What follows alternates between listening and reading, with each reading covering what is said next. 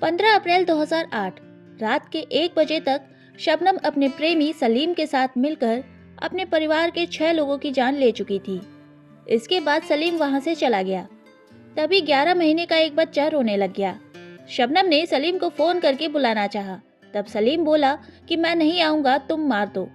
और शबनम ने बच्चे का गला दबाकर उस 11 महीने की बच्चे की हत्या कर 7वां खून भी कर दिया। ये कहानी यूपी के अमरोहा के 52 खेड़ा गांव की है।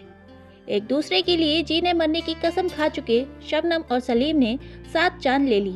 ये वाकया सुनकर एक सवाल आपके मन में जरूर आएगा कि क्या लोग प्यार में इस कदर अंधे हो जाते हैं कि उन्हें सही और गलत में फर्क ही नजर नहीं आता। अमरोहा के 52 खेड़ा गांव में शबनम के पिता शौकत अली की बड़ी इज्जत थी। वो कॉलेज के लेक्चरर थे, इसलिए गांव में किसी को कोई भी जरूरत पड़ती तो वो शौकत अली के पास आते। शबनम का एक भाई इंजीनियरिंग और दूसरा भाई एमबीए कर चुका था। शबनम खुद पहले इंग्लिश से फिर ज्योग्राफी से एमए कर चुकी थी। अपने पिता की तरह उसे भी लेक्चरर बनना था, लेकिन तभी शबनम को प्यार हो गया। शबनम को 52 खेड़ा गांव के सलीम से प्यार हुआ, जो 5वीं फेल था। दोनों परिवार से छिपकर एक दूसरे से मिलने लग गए। फिजिकल रिलेशन बना और शबनम प्रेग्नेंट हो गई।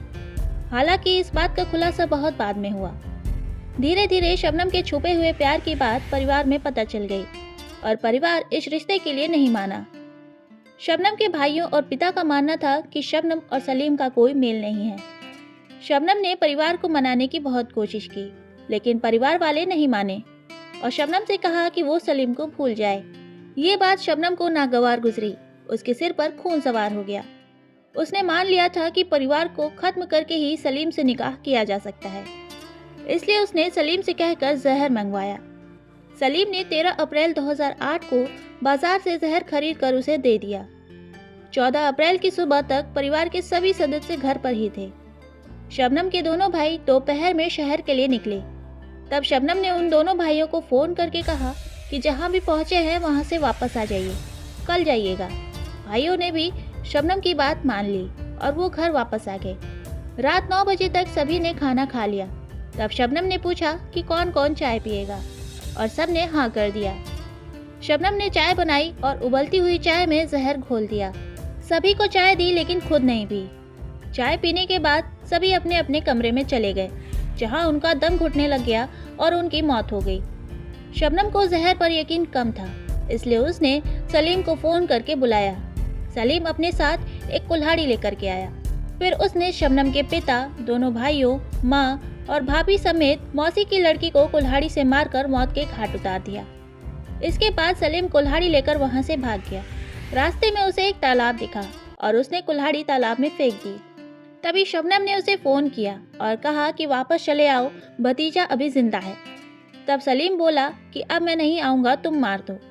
और शबनम ने 11 महीने के भतीजे का गला तब तक दबाए रखा जब तक कि उसकी जान नहीं निकल गई। रात करीब 2 बजे शबनम जोर जोर से रोने लगी। आसपास के लोग आ गए। शबनम ने कहा कि घर में लुटेरे आ गए थे और उन्होंने सबको मार दिया। मैं बाथरूम में थी, इसलिए बच गई। 4 कमरे के घर में चारों तरफ केवल लाशें नजर आ रही थी। खबर इतनी बड़ी थी कि रात में ही लोकल थाने से लेकर लखनऊ होते हुए दिल्ली तक पहुंच गई।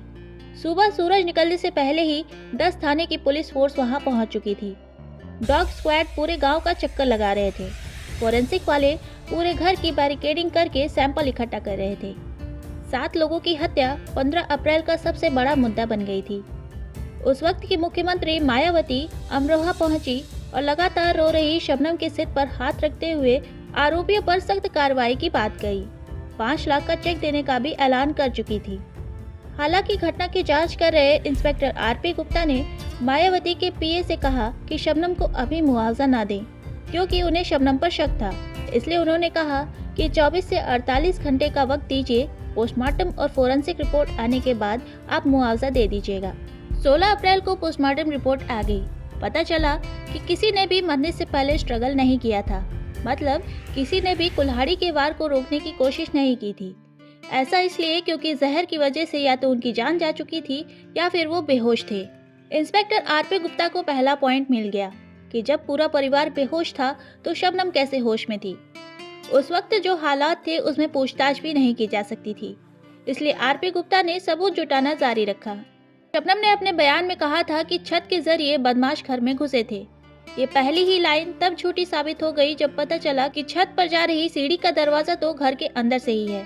जमीन से छत की ऊंचाई 14 फीट थी। इंस्पेक्टर आरपी गुप्ता की नजर में शबनम आरोपी बनती जा रही थी। तभी एक खबरी ने बताया कि सलीम से पूछताछ कीजिए, सब पता चल जाएगा। 17 अप्रैल को पुलिस ने सलीम से पूछताछ की और जरा सख्ती दिखाने पर सलीम टूट गया और उसने सारी कहानी पुलिस को बता दी। साथ ही हत्या में इस्तेमाल की गई कुल्हाड़ी के बारे में भी बताया, जिसे पुलिस ने बरामद कर लिया। पुलिस ने शबनम से पूछताछ शुरू की तो पहले तो वो हत्या में शामिल होने से मना करती रही। फिर सलीम ने उससे बोला कि मैंने सब कुछ बता दिया है, अब तुम भी बता दो। ये सुनकर शबनम रो पड़ी। इस तरीके से पूरा केस सुलझ गया। अमरोहा की डिस्ट्रिक्ट कोर्ट ने 3 अगस्त 2010 को ऐतिहासिक फैसला सुनाते हुए सलीम और शबनम को फांसी की सजा सुनाई। फिर डिस्ट्रिक्ट कोर्ट से निकलकर मामला इलाहाबाद हाई कोर्ट में पहुंच गया। हाई कोर्ट ने भी फांसी की सजा को बरकरार रखा। फिर शबनम और सलीम ने सुप्रीम कोर्ट का दरवाजा खटखटाया, लेकिन वहां पर भी उनकी दाल नहीं गली। फिर उन्होंने राष्ट्रपति प्रणब मुखर्जी से दया याचिका की मांग की, लेकिन इस अपील को भी एक्सेप्ट नहीं किया गया।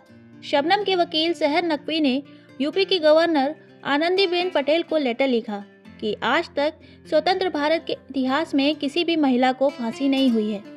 शबनम को फांसी होगी तो पूरी दुनिया में भारत की बदनामी होगी, इसलिए शबनम की फांसी की सजा को उम्र कैद में बदल दिया जाए। गवर्नर आनंदीबेन पटेल ने इस मामले को यूपी गवर्नमेंट को ट्रांसफर कर दिया। सलीम प्रयागराज के नैनी और शबनम रामपुर की जेल में बंद है। अप्रैल 2008 में जब ये घटना घटी थी, उस वक्त शबनम 2 महीने प्रेग्नेंट थी। जेल में बेटा पैदा हुआ। करीब 6 साल वो जेल में ही रहा। फिर बाद में उसे सैफी नाम के एक रिपोर्टर और उनकी पत्नी ने गोद ले लिया। ये वही सैफी हैं जिनके पास पढ़ाई का पैसा नहीं होता था तो शबनम पढ़ने के लिए इन्हें पैसे देती थी। सैफी कहते हैं कि वो आज तक बिट्टू यानी कि शबनम के बेटे को बावनखेड़ा तो दूर अमरोहा तक नहीं लेकर गए हैं। वहीं बावनखेड़ा गांव भी अब बदल चुका है। लोग शबनम और सलीम को याद नहीं रखना चाहते। यही कारण है कि पिछले 15 साल से न सिर्फ बावनखेड़ा बल्कि आसपास के 4-5 गाँव में पैदा होने वाली किसी भी लड़की का नाम शबनम नहीं रखा गया। तो आज की इस वीडियो में इतना ही। अगर वीडियो पसंद आया हो तो वीडियो को लाइक शेयर करें और चैनल को सब्सक्राइब करें। मिलते हैं अगले वीडियो में, तब तक के लिए बाय।